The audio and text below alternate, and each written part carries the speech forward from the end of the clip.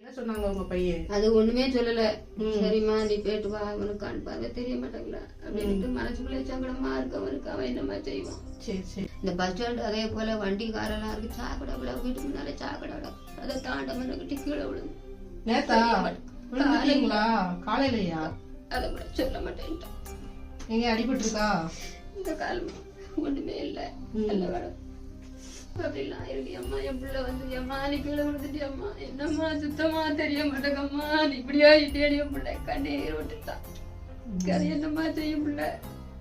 நம்ம நிலைமை இப்படி இருக்குன்னா அது நம்ம இப்படி போய் இருந்துக்கலாம். அது என்னம்மா செய்யும்.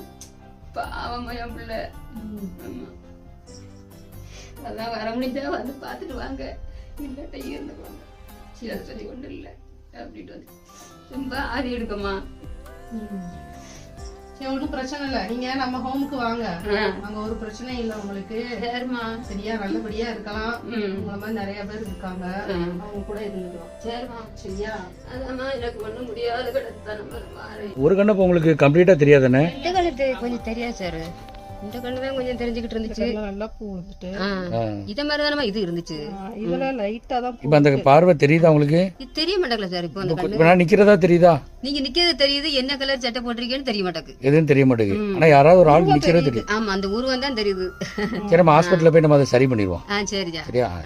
சரி செப்பல் போடுங்க. போடுங்க. யாரையும் கூட்டு போய் எல்லாம் பார்த்து பிள்ளை குட்டியெல்லாம் நல்லா எல்லா மக்களையும் பாதுகாக்காம அவங்க மக்களும் ஆண்டவர் பாதுகாக்கட்டும். இந்த பையன் எடுத்துக்கோ. நான் எடுத்துக்கிட்டாமா? இந்த அவ எடுத்துட்டு வருவா.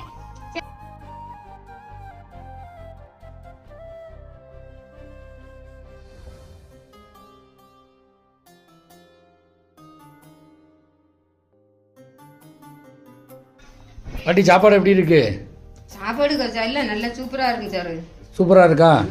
அப்ப இங்கே இருந்துடலாமா நம்ம? இங்கேதான் இந்த ஜன்னல் ஓரமா உங்களுக்கு ஸ்பெஷல் சீட்டு கொடுத்தாச்சு. என்ன என் உயிர் பெரிய தண்டி தான். இங்கே இருந்துக்கலாம்.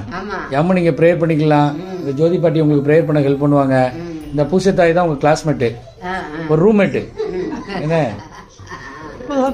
ஏன்னா நீங்க தானே ரூம்மேட்டு, ஒரே ரூம் தானே எல்லாரும். என்ன இவங்க தான் உங்க ரூம்மேட்டு. நல்லபடியா இருந்துக்கலாம். சரியா?